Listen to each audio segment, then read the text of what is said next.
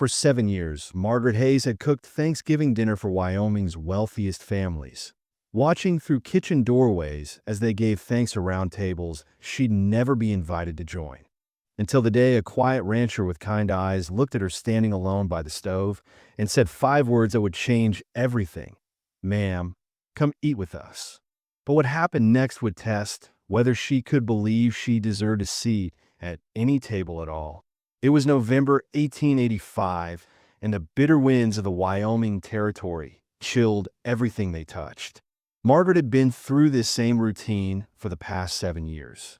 As the widow of a rancher who had died in a tragic accident, she had learned to survive by cooking for the town's wealthiest families. She never asked for more. Her days were filled with long hours in kitchens, preparing elaborate feasts for people she would never truly know. Her son, Thomas, was the one light in her otherwise lonely life, but even he couldn't bridge the gap between her heart and the world she served. This year, as always, she had been hired by the Thornton family. They were the wealthiest people in town, known for their sprawling ranch and opulent social gatherings. Margaret arrived before the sun came up, bundled in her worn shawl, the cold biting at her cheeks. She entered the grand estate, already bustling with servants and expensive ingredients. As she worked in the enormous kitchen, she thought little of the guests who would soon fill the grand dining room. They didn't see her, just as they hadn't for the past 6 years. She wasn't invited to join them at their luxurious tables, even though her hands had created the meal they would enjoy. The hours passed in a blur of chopping, stirring, and roasting.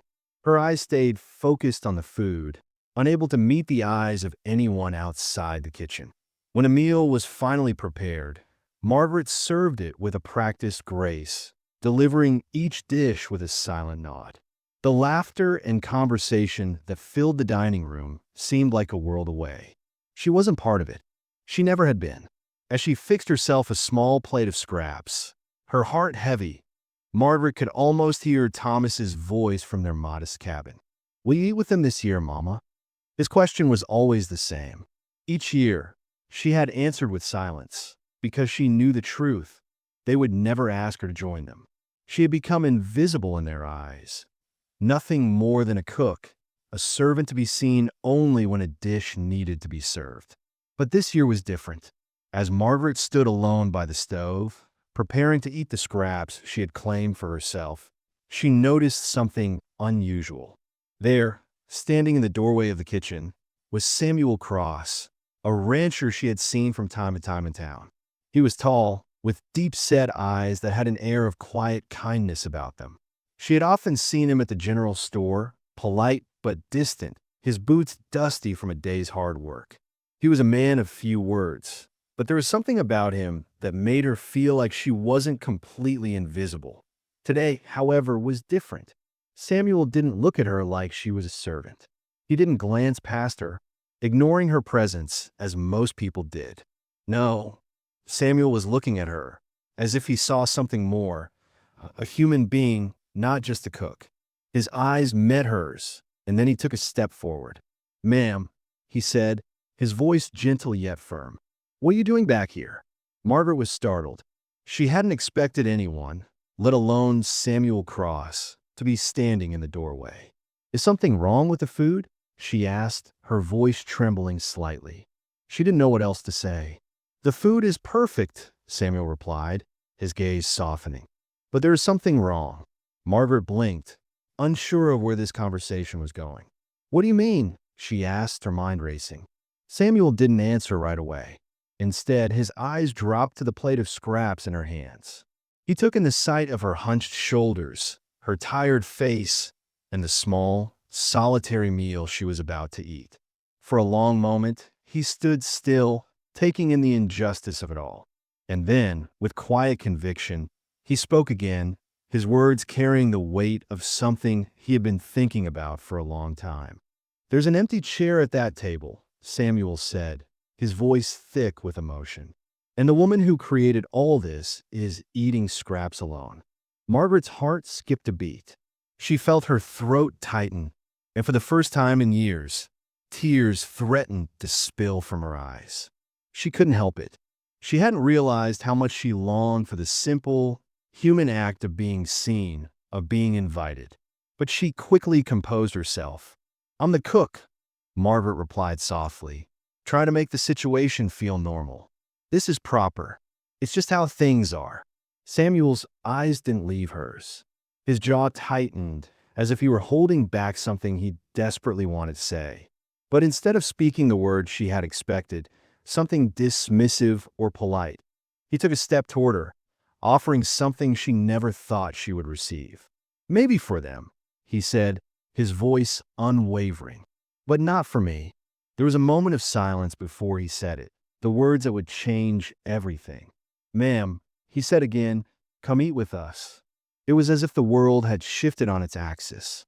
Margaret felt a rush of emotions flood her chest. Surprise, gratitude, confusion, and something deeper that she hadn't allowed herself to feel in years. Hope. For a moment, she didn't know how to respond. It wasn't just an invitation. It was a challenge to everything she had accepted for so long, to the idea that she had no place at the table. Her mind raced, but before she could form a coherent thought, Samuel spoke again. "I'm inviting you as my guest," he said, his voice calm but firm. "If Mrs. Thornton objects, we'll both eat in here." Margaret couldn't believe what she was hearing. No one had ever spoken to her like this before. She looked at him, her eyes wide, and felt the weight of his invitation settle over her like a warm blanket. I couldn't," Margaret stammered. "Mrs. Thornton would never allow it." Samuel's face softened. "I'm not asking her," he said. "I'm asking you." And for the first time in 7 years, Margaret felt the weight of her loneliness lift. She wasn't invisible. She wasn't alone. With trembling hands, Margaret took a deep breath, looked at Samuel, and then slowly, she made her decision. She took his hand, and in that moment, everything began to change. The following week, as Thanksgiving approached, Margaret found herself facing a whirlwind of emotions she had never anticipated. The first sign that something was different came on Monday, when she walked into the general store to buy supplies for the Thornton dinner. As usual, the townspeople greeted her with polite nods and dismissive smiles, treating her like she was no more than a shadow in their lives. It was a routine she had grown used to, but this time it felt heavier, as if the weight of Samuel's invitation had shifted her place in the world. She had barely finished picking out the necessary supplies when she felt a gentle hand on her arm. She turned to find Samuel Cross, standing there with a warm smile, a faint blush on his cheeks from the cold wind outside. He had helped her with heavy bags before, but this time it was different. There was a quiet kindness in his eyes, and as he helped her lift a sack of flour, he struck up a conversation. Samuel wasn't like the other men in town. He didn't look at her like she was invisible or beneath him. Instead, he spoke to her as an equal. He asked about her son, Thomas, and seemed genuinely interested in her life. Margaret found herself opening up in a way she hadn't done in years, sharing snippets about her life as a widow and a mother. The conversation felt strangely intimate, though they hadn't known each other long. Samuel mentioned casually that he had been invited to the Thornton family's Thanksgiving dinner. Margaret nodded, her heart heavy with the usual sense of exclusion.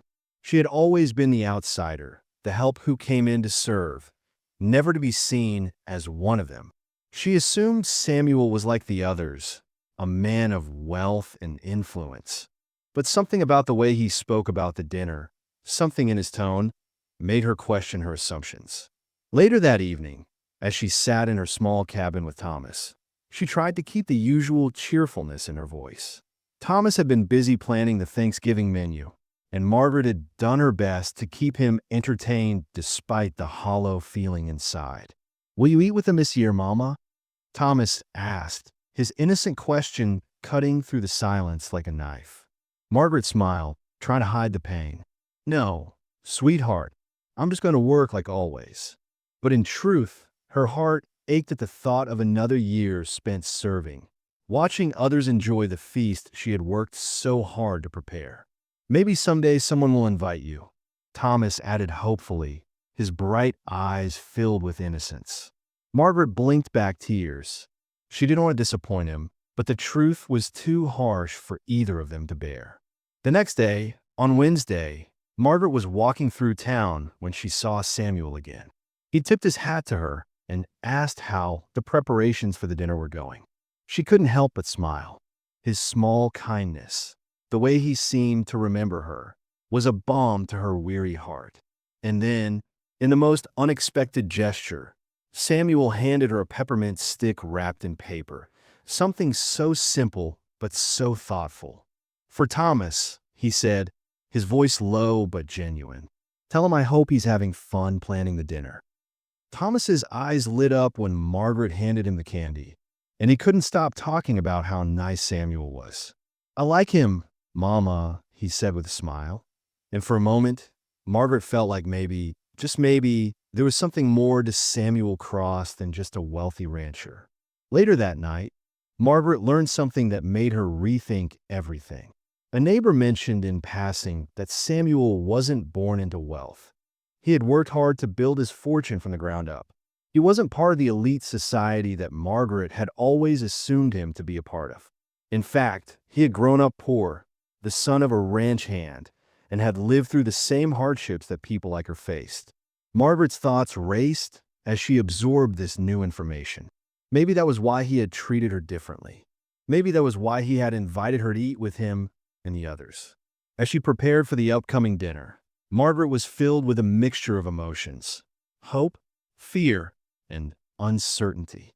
She laid out her best worn dress, the one she always wore when she wanted to look presentable, though it wasn't much. The hours ticked by, and despite the nervousness in her chest, she couldn't shake the feeling that this Thanksgiving would be unlike any other. Little did she know, in less than 24 hours, Samuel Cross would do something that would turn her world upside down, challenging everything she thought she knew about herself and her place in the world. Thanksgiving morning arrived with a biting cold that seemed to seep into the bones of everything it touched.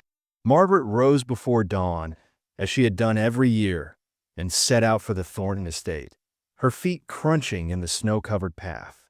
The air was crisp, her breath a visible cloud in the darkness as she walked through the streets of the small town, past the homes where families were still asleep, dreaming of feasts and family gatherings. She felt like a shadow in the quiet morning, a figure who existed to serve but never to be seen.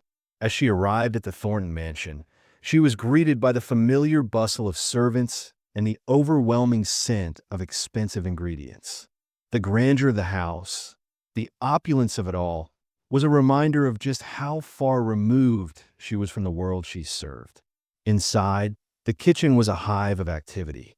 Massive slabs of turkey were being seasoned, pies were lined up to be baked, and delicate pastries were prepared with care. But Margaret didn't mind. She had always been a part of this process, her hands steady as she worked with practiced precision. The hours flew by in a blur of chopping, stirring, and roasting. Mrs. Thornton, the lady of the house, came in from time to check on the progress. Her visits were always polite, but there was an underlying air of condescension in her every word, as if Margaret was nothing more than a fixture in the background, a servant to be tolerated but never acknowledged. "Quite the crowd today," Mrs. Thornton remarked as she glanced around the kitchen, checking the platters of food. 12 guests, I think." Her voice was airy, almost dismissive. "And, of course, Mr. Cross is joining us." Margaret barely reacted to the mention of Samuel. It was a name she had heard often over the years, but it always felt distant, like a character in a story she would never be a part of. As she worked, Mrs. Thornton continued, her tone now tinged with disapproval. "Mr. Cross is wealthy now, of course, but not our kind. Made it the hard way, they say." Margaret's hands paused for just a moment as the words sank in. She could hear the judgment in Mrs. Thornton's voice. Samuel, the self-made man, was not considered part of their elite circle, a fact that seemed to both frustrate and amuse Mrs. Thornton. But as Margaret returned to her work, she couldn't help but wonder about Samuel. There was something different about him, something that set him apart from the rest of the wealthy men and women who occupied this world. Perhaps it was his kindness, his quiet strength, or the way he treated her like a person, not just the help. She couldn't put her finger on it, but the feeling grew stronger as the day wore on. By midday, the food was nearly ready, and Margaret was getting the last of the dishes prepared. She worked in silence, lost in the rhythm of her tasks, when the sound of laughter and voices reached her ears. The guests had begun to arrive. The house seemed to come alive with energy and warmth, a stark contrast to the coldness Margaret felt as she stood in the kitchen, preparing food she would never taste. She carried out the first course, roast turkey, golden and crisp, stepping into the grand dining room. The sight of the table, laden with crystal, silver, and fine china, almost took her breath away. It was a world she would never belong to, a world that seemed to be growing further and further out of reach with every step she took. As she served the dishes, her eyes darted around the room, scanning the faces of the guests who were already seated. Laughter filled the air, and Margaret felt herself retreat further into the shadows. It wasn't that she resented them. It was simply that she knew her place. She wasn't part of the warmth and connection around the table. She wasn't meant to be seen. But then she saw him, Samuel. He was dressed in fine clothes, standing with the other guests, but there was something in his posture that caught her attention. He looked uncomfortable, as though he didn't quite belong, despite his wealth. He glanced toward the kitchen, his eyes searching, and for a brief moment, their gazes met.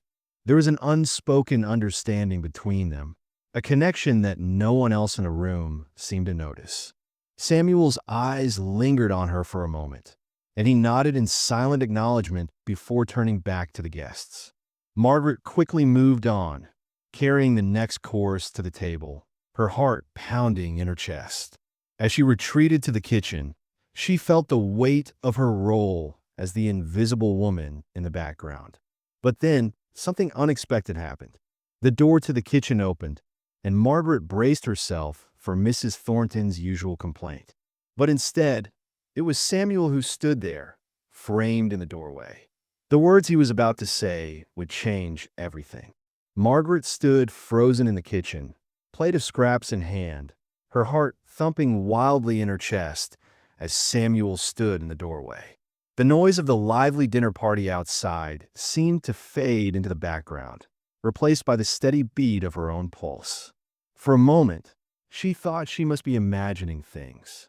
Why was Samuel here? What was he doing in the kitchen? As the man who had so kindly offered her a peppermint stick just days before, he had already stood apart from the others. But this was something else entirely.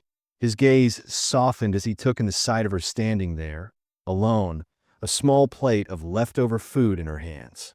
He stepped into the kitchen, his expression one of quiet recognition and something else, anger, perhaps, or sorrow for the injustice of it all.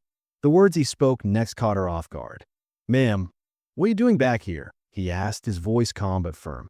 Margaret blinked, startled by his directness, and quickly tried to hide the plate in her hands, embarrassed by the situation. "Is something wrong with the food?" she asked, her voice trembling slightly, though she was already well accustomed to these kinds of questions. But Samuel didn't seem interested in the food. He seemed to be looking at her, really looking at her, as if he was seeing her for the first time. "The food is perfect," he replied, his voice gentle but carrying an undeniable weight. "But there is something wrong." Margaret's chest tightened. She didn't understand. "What do you mean?" she asked, her words barely above a whisper. Samuel's gaze softened, but there was a hint of frustration in his eyes. He didn't answer right away. Instead, his eyes drifted to the table in front of her, to the scraps she had collected after serving the guests their lavish meal. And in that moment, Margaret felt her world shift. "There's an empty chair at that table," Samuel said, his voice thick with emotion. "And the woman who created all this is eating scraps alone." The words hung in the air, sharp and true, and Margaret's throat tightened as she fought to swallow the lump that had suddenly formed there. No one had ever said anything like that to her before. No one had ever cared enough to recognize her as more than the person who served their food, cleaned their dishes, and disappeared into the background. But Samuel wasn't like the others. He wasn't looking at her with condescension or pity. He was looking at her with respect, with recognition of her worth. Margaret blinked, trying to steady herself. "I'm the cook," she said, her voice small, but she couldn't help the way the words came out. "This is proper. It's just how things are." Samuel's jaw tightened, and he took a step closer to her, his voice firm and unyielding. "Maybe for them," he said quietly, "but not for me." He looked at her with such conviction that for the first time in years, Margaret felt a flicker of something inside her. Hope. She had always known her place, had always resigned herself to the fact that she would never be part of the world the wealthy Thornton family inhabited. She had always believed that being invisible was her fate, that her life was meant to be spent in the kitchen, serving others without ever being seen. But Samuel was offering her something she had never dared to hope for: dignity, respect, and a place at the table. He took another step toward her, his gaze never wavering. "Ma'am," he said, his voice soft but sure, "come eat with us." Margaret felt her breath catch in her throat. The words seemed impossible. This wasn't just an offer of food. It was an offer of something far greater. It was an invitation to be seen, to be valued, to take her rightful place among those who had always treated her as invisible. She couldn't believe it. I couldn't," she stammered, her mind racing. "Mrs. Thornton would never allow it." Samuel's eyes flashed with quiet determination. "I'm inviting you as my guest," he said firmly. "If she objects, we'll both eat in here." Margaret felt a rush of emotions flood her chest. She had never been invited to sit with the guests, never been given the dignity of a place at their table. But Samuel was asking her, not as a favor, but as an equal. His invitation wasn't just for food. It was an offer of equality, of respect, of seeing her as a person. She looked at him, her hands trembling, unsure of what to do. And then she thought of Thomas, of the way her son had always asked why she couldn't stay and eat with the others. She thought of the years of silence, the years of serving without being seen. And in that moment, something inside her shifted. She looked at Samuel's outstretched hand, his kind eyes, and without another word, she placed her hand in his. "Yes," she whispered, the word barely audible, but it felt like a lifetime's worth of hope, of dreams that had been buried deep inside her. She was ready, ready to believe she deserved more, ready to believe she had a place at the table. Samuel smiled, and together they walked to the dining room. As they entered, the conversation at the table died down. Every eye was on them as they made their way to the seats. And for the first time, Margaret wasn't invisible. She wasn't just the cook in the background. She was part of the meal, part of the conversation, part of the life around the table. Samuel pulled out a chair for her, and as she sat, she felt a sense of belonging she had never known. The world had shifted, and in that moment, Margaret realized that no matter what happened, she was no longer invisible. She was seen. She was worthy.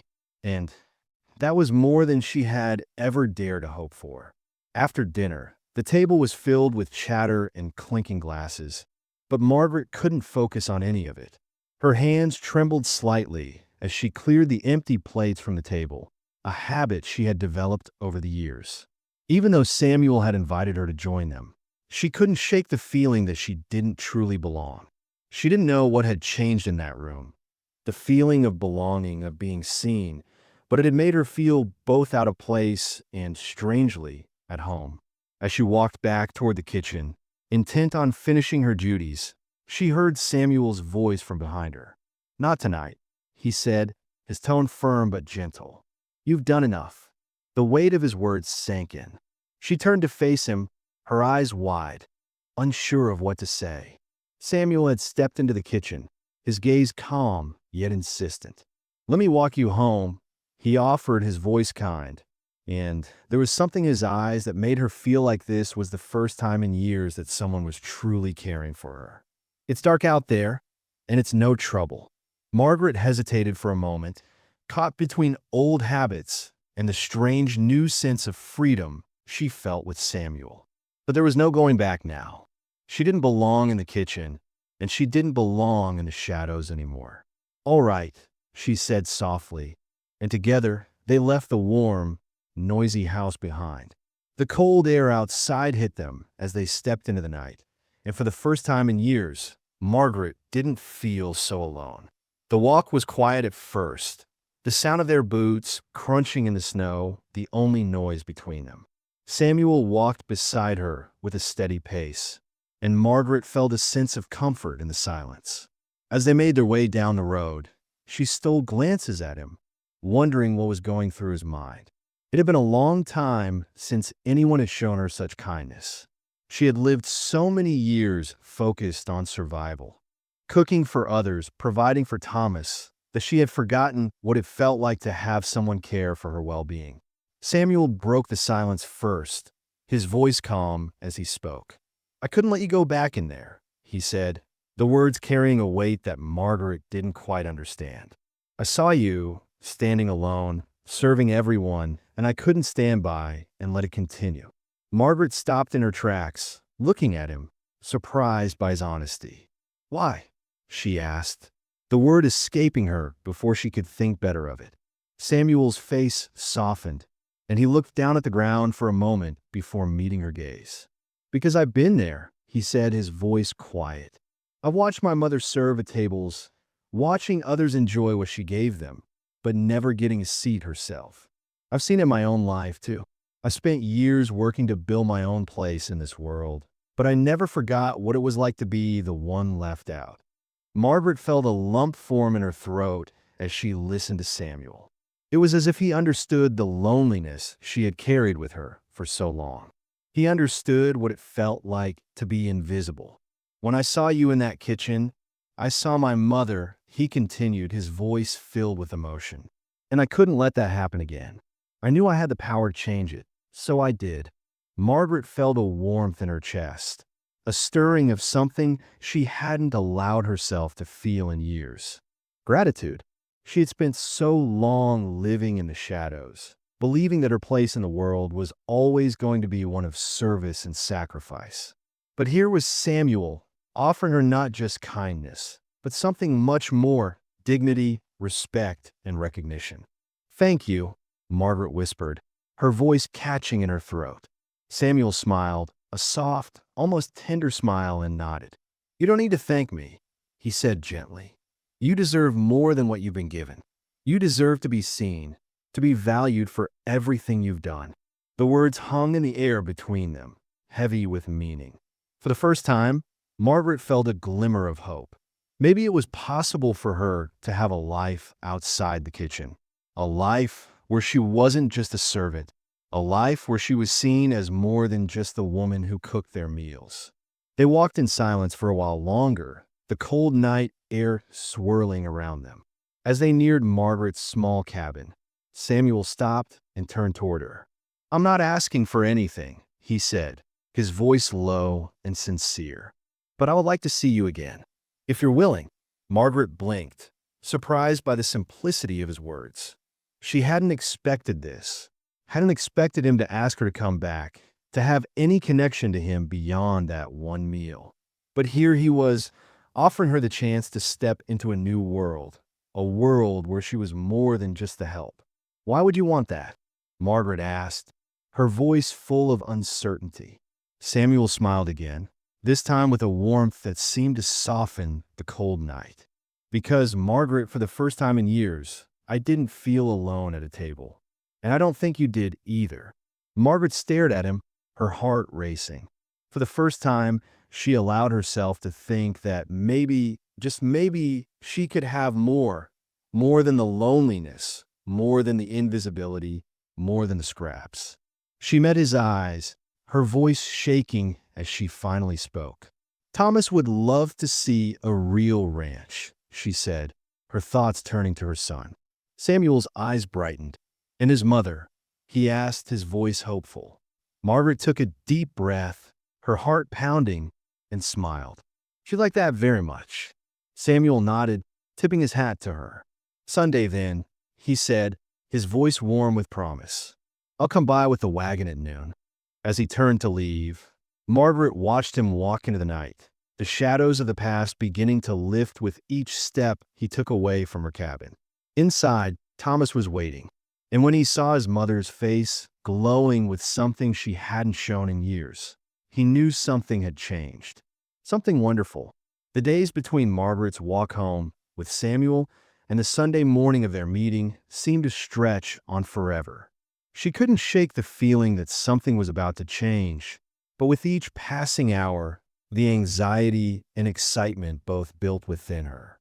On Friday, she found herself distracted at the Thornton estate, barely able to focus on her cooking as the thought of Sunday consumed her.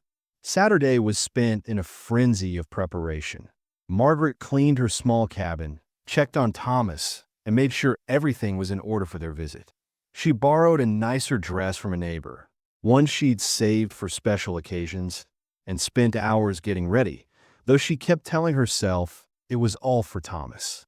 As much as the idea of going to Samuel's ranch thrilled her, it also terrified her.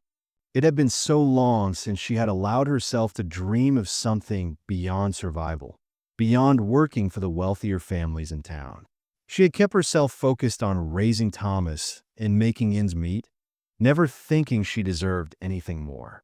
But now, here was Samuel offering her something different, something she never thought possible. When Saturday night arrived, Margaret lay awake in bed, the events of the past few days replaying over and over in her mind. Her stomach fluttered with nerves, and she kept thinking of what Samuel had said, how he'd invited her to see his ranch. His words echoed in her mind.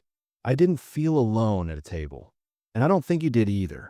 She hadn't realized just how true that was until that moment. The loneliness she had lived with for years was something she had accepted, like a shadow that followed her wherever she went. But Samuel's kindness had made her realize how much she had been denying herself. She didn't have to live in the shadows anymore, and she didn't have to do it alone. The next morning, Margaret and Thomas were up early. Thomas, with his usual boundless energy, was bursting with excitement, asking 100 questions about the ranch and what they would do there. Margaret tried to calm him, but she could feel her own nerves getting the best of her. As noon drew closer, she found herself growing more anxious. She had never been to a place like Samuel's ranch. She wasn't sure what to expect or if she even belonged. When Samuel's wagon pulled up at the gate, she found herself holding her breath. The wagon wasn't extravagant, but it was well-maintained, a clear reflection of Samuel's careful attention to detail and hard work. She took a deep breath and, with Thomas by her side, walked toward the wagon. Samuel was there, waiting for them, his face breaking into a warm smile when he saw them approach. As Margaret stepped closer, Samuel extended a hand to help her into the wagon, and his touch, warm and steady, made her feel more at ease. "I hope you're ready for an adventure," Samuel said with a wink as he helped her into the seat beside him. Thomas, already bouncing with excitement, was practically glowing as he climbed in next to her. Samuel began to drive them down the road, pointing out various landmarks as they passed. Thomas was full of questions about the animals, the land, and everything in between. Margaret could see the joy in her son's eyes, and it was a joy she hadn't seen in him for a long time. Samuel's presence was calming, and Margaret couldn't help but relax as they drove toward his ranch. It was a peaceful journey, the only sounds being the creaking of the wagon and the occasional comment from Samuel, who seemed to genuinely enjoy the conversation with Thomas. When they finally reached the ranch, it was everything Margaret had imagined, and more. The ranch wasn't ostentatious or grand. It was practical and well-maintained, a reflection of Samuel's hard work. The buildings were sturdy and welcoming, and the land stretched out in all directions, a vast expanse of open space. Margaret felt an immediate sense of comfort in the simplicity of it all. This wasn't the world of the Thornton family, with its glittering chandeliers and polished silver. This was a place built on honest labor, a place where the land and the animals were valued above all else. Samuel took Thomas by the hand and led him toward the barn, showing him how to feed the horses and collect eggs from the chickens. Thomas was in awe, asking endless questions about the animals, and Samuel answered each one with patience and a smile. Margaret watched from a distance, her heart swelling with pride for her son. She could see how happy he was here, how much he was learning, and she couldn't help but feel a deep sense of gratitude to Samuel for giving them this experience. When they finally went inside the house, it was simple but comfortable. There was a warmth to the place, the kind of warmth that came from years of hard work and love. Samuel showed them around, explaining how he had built the place up from scratch, piece by piece, much like he had built his own life. As they sat down for the meal Samuel had prepared, a simple but hearty stew, fresh bread, and apple pie, Margaret found herself relaxing more and more. It wasn't a grand feast, but there was something deeply fulfilling about it. It was a meal made with care, a meal shared with people who truly appreciated it. And for the first time in years, Margaret felt like she was exactly where she belonged. After dinner, as the sun began to set, Samuel took Thomas to the barn to teach him how to ride.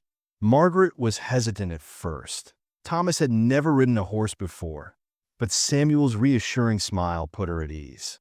She watched as Samuel helped Thomas onto the horse, his hands steady and sure as he guided him through the process. Margaret stood there, a lump forming in her throat as she realized that this was what Thomas had been missing all these years, this sense of belonging, this connection to the land, to animals, to something larger than himself. She couldn't deny the feeling that had settled in her heart, a feeling of warmth and possibility. This was the life she had always wanted for Thomas, and now it seemed like it might be within reach. As Samuel and Thomas returned to the house, Margaret looked at them both with a sense of peace she hadn't felt in a long time. This wasn't just a visit to a ranch. It was the beginning of something new. For the first time, Margaret allowed herself to dream of a future, one where she wasn't just serving others, but living a life filled with purpose, belonging, and love. She had no idea where this new journey would take her, but for the first time in years, she felt ready to take the next step. As the weeks passed after that first Sunday at Samuel's ranch, Margaret and Thomas found themselves returning again and again, drawn by the simple, honest life Samuel had offered them. What began as a tentative visit blossomed into a routine, one that Margaret had never expected but secretly longed for. Each Sunday, without fail, Samuel would come by with his wagon, and they would spend the day at his ranch. There was no grand celebration, no extravagance, just the quiet joy of shared moments.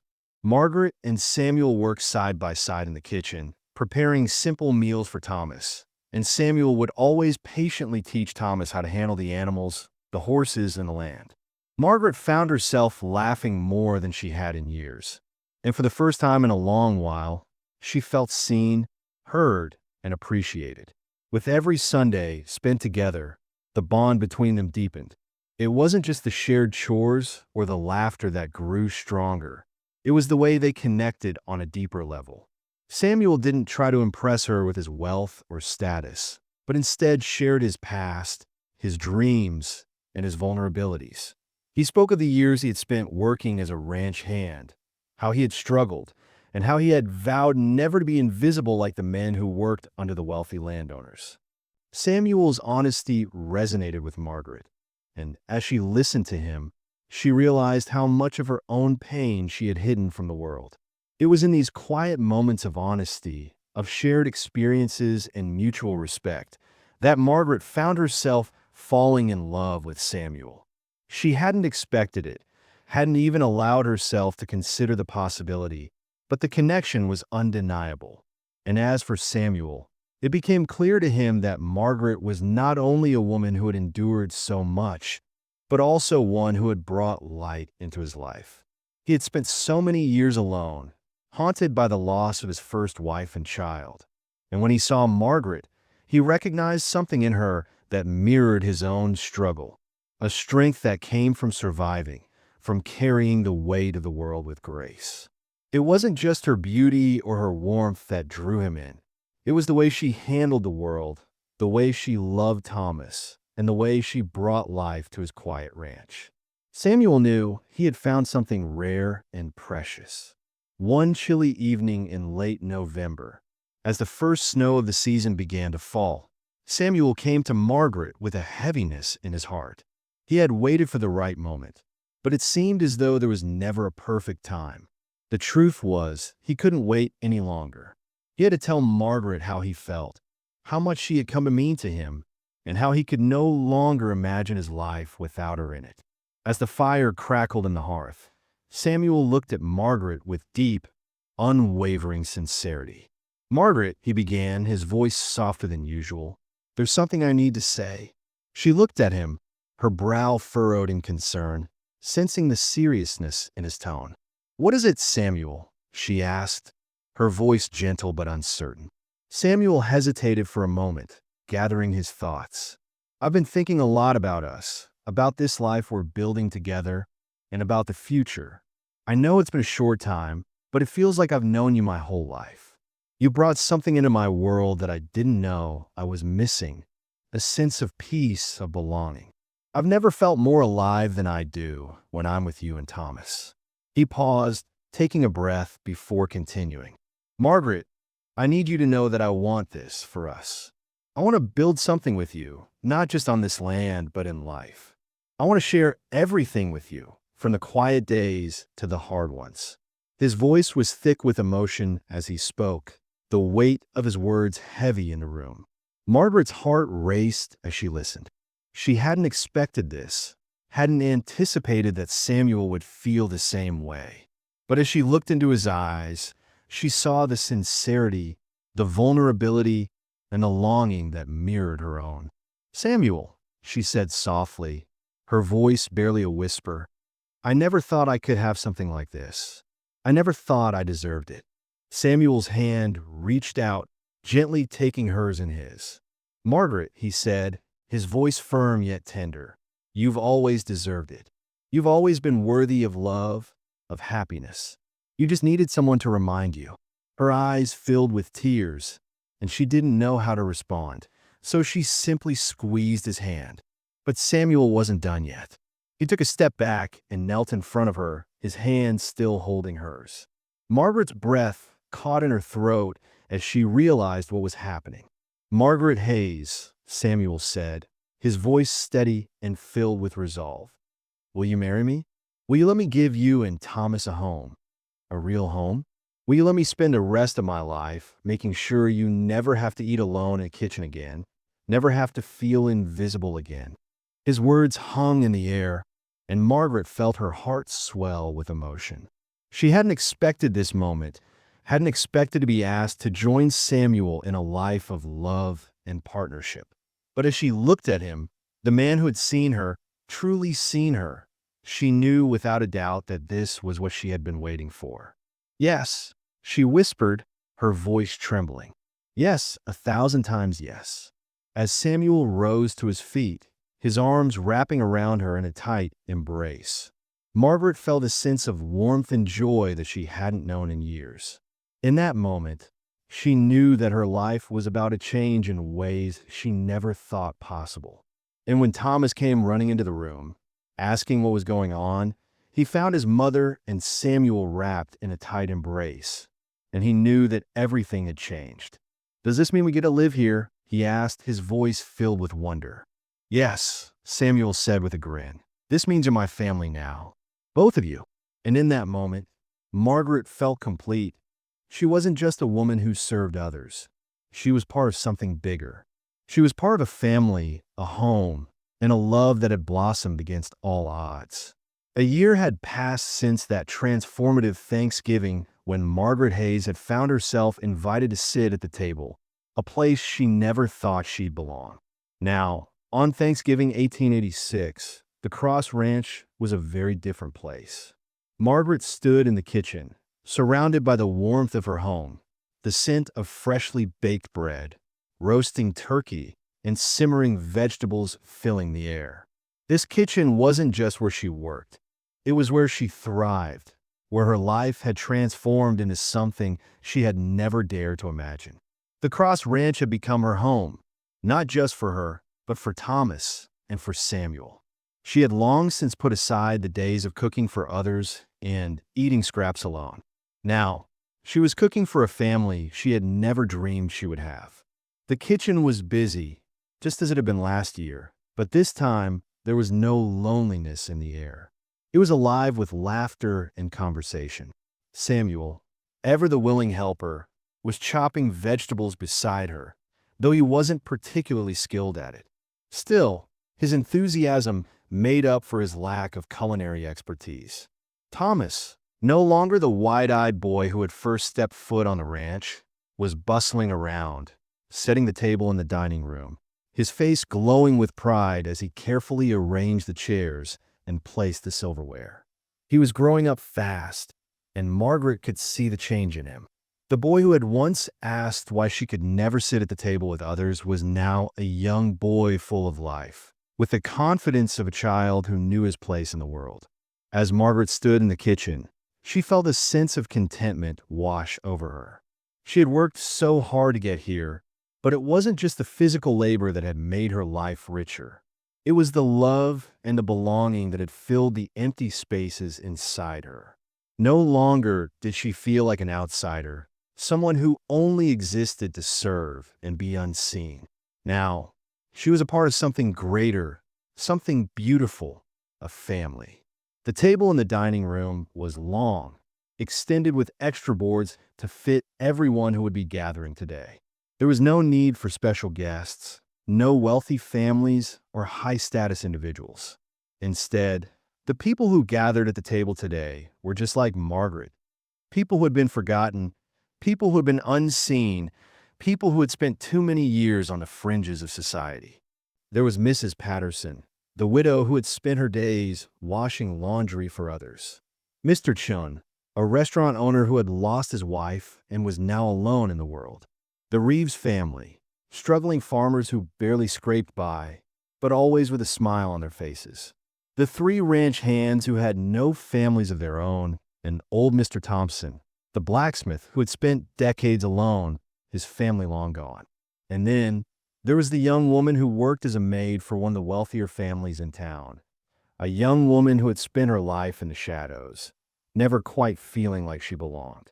Margaret had invited her, seeing a bit of herself in the girl, someone who had always felt invisible, but who was deserving of a place at the table. As the guests began to trickle in, Margaret paused for a moment in the kitchen doorway, surveying the scene. It was chaotic, noisy, and imperfect, but it was perfect in its own way. Last year, she had been on the other side of that door, serving the meal and watching the people laugh and enjoy themselves. Now, she was part of the laughter. She was part of the warmth. She wasn't standing on the sidelines anymore. She was at the heart of it all. The door to the kitchen opened, and Samuel came in, his arms wide as he swept her into a hug. "What are you thinking about?" he asked, his voice filled with warmth. "Just remembering last year," Margaret said softly, a smile tugging at the corners of her mouth. "I was on the other side of that door, watching it all, feeling like I didn't belong. Now I'm here, and I'm not invisible anymore." Samuel kissed her forehead and pulled her closer. "You never were invisible," he said, his voice low and steady. "You just needed to see yourself the way I see you, the way Thomas sees you, the way this family sees you." Margaret smiled, her eyes glistening with unshed tears. "I think I finally figured out," she whispered. "I belong here, with you, with Thomas, with everyone." As the meal began, everyone gathered around the table. The young maid, shy at first, began to smile and join in the conversation. Mr. Thompson shared stories from his youth, making everyone laugh with his tales of the past. Thomas joked with the ranch hands, and Mrs. Patterson helped serve, though Margaret insisted she sit, but the woman wouldn't hear of it. They all helped clean up afterward, not as servers, but as a community. Everyone shared what they were grateful for, and Margaret couldn't help but notice how different it felt from the previous Thanksgiving. Last year, she had eaten scraps, had felt invisible. But this year, she had a seat at the table, an equal among equals. "I'm grateful someone saw me," the young maid said, her voice trembling with emotion. Margaret reached out and took her hand. "You are seen," she said softly. "Always." After everyone had left and the house grew quiet, Samuel wrapped his arm around Margaret, pulling her close. "This is our new tradition," he said, his voice filled with pride. "Every Thanksgiving, this table is open for anyone who needs a seat." Margaret smiled, feeling the weight of the moment. This was the life she had always wanted, a life of love, of belonging, and of giving others the same opportunity she had been given. To be seen, to be valued, to have a place at the table. Later that night, as the stars sparkled in the cold sky, Samuel and Margaret sat together on the porch, their hands intertwined. "Best Thanksgiving I've ever had," Samuel said, his voice full of contentment. Margaret leaned against him, resting her head on his shoulder. "Until next year," she whispered. "And every year after that," Samuel replied, his voice steady and full of hope. Margaret thought back to that Thanksgiving year ago, when she had felt so alone, when she had felt like she would never belong. And now, as she sat on the porch with the man she loved, with the family she had created, she knew that this was just the beginning. There would be many more Thanksgivings, many more moments of joy, of love, and of connection. And she would never, ever have to eat scraps again. And every year after that, she whispered, feeling the warmth of Samuel's embrace and the love that surrounded her, a love she had never thought possible. As the night settled around them, Margaret knew that she had finally found her place, at the table, with the people who saw her, who valued her, and who loved her. For the first time in years, she felt whole. The journey was far from over, but for the first time, she knew that she was exactly where she was meant to be.